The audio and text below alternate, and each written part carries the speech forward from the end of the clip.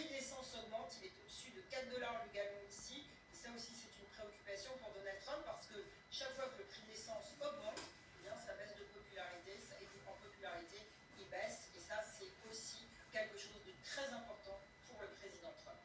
Merci beaucoup, Laurence. De nouvelles informations, Isa. Laurence Haïm évoquait à l'instant la confusion, le cafouillage autour des blessés avec le Pentagone. Il y a une journaliste de CBS News, Jennifer Jacobs, c'est la correspondante de la chaîne à la Maison-Blanche, qui s'est entretenue avec des responsables américains. Et ces responsables affirment ce soir à cette journaliste que près de 100 militaires américains ont été blessés dans les attaques iraniennes sur plusieurs bases au Moyen-Orient ce mois-ci. Selon eux, certains ont subi des traumatismes crâniens.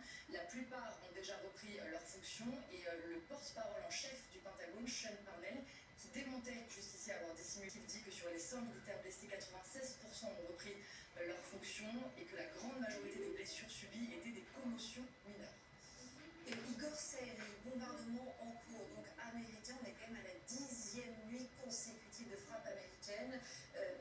On attend de savoir quelles sont précisément les cibles, mais je pense que c'est important de rappeler pourquoi ces frappes se concentrent sur le sud de l'Iran au moment où on se parle. Oui, et puis juste pour compléter ce que disait Lisa, c'est important cette histoire de blessés parce que c'est ce qui C'est en train de monter, ouais. c'est ce qui touche principalement l'opinion publique américaine. Et Donald Trump le répète depuis des semaines et des mois, il y a même encore quelques jours, que d'après lui, les forces armées iraniennes ont été détruites. Les infrastructures sont détruites. Il ne resterait, d'après lui, il y a encore quelques jours, il ne resterait que quelques missiles et quelques drones.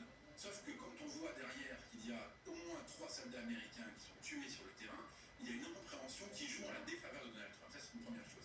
La deuxième, pourquoi les bases américaines au Koweït et en Israël? C'est pas anodin. La base américaine, c'est la base de déploiement des forces développées plus tard. Mais comment les Iraniens ont eu autant de précision pour frapper de façon aussi précise? Est-ce que ce sont des Russes? Est-ce que ce sont des Chinois? C'est une question encore qui est posée. Et par ailleurs, dans la mesure où on est proche... Pour quels objectifs précis?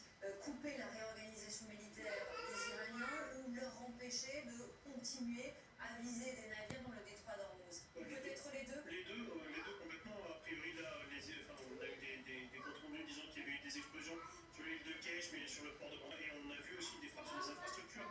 On a les ponts, par exemple, qui mènent à Bandar Abbas, etc. Donc, il y a une volonté d'isoler complètement cette zone et d'empêcher en quelque sorte l'armée iranienne d'opérer depuis Bandar Abbas ou depuis les îles qui sont situées au large de Parce Bandar que Abbas. beaucoup de matériel militaire est acheminé en direction de cette partie du territoire. Il est probable qu'une partie des missiles antinavires, etc., sont acheminés vers le port de Bandar Abbas pour être tirés ensuite sur les navires. Le problème de une partie des drones aussi, le problème de cette stratégie, c'est que avec énormément de montagnes, donc en fait ils ont de quoi faire et effectivement leur force, c'est justement cette décentralisation.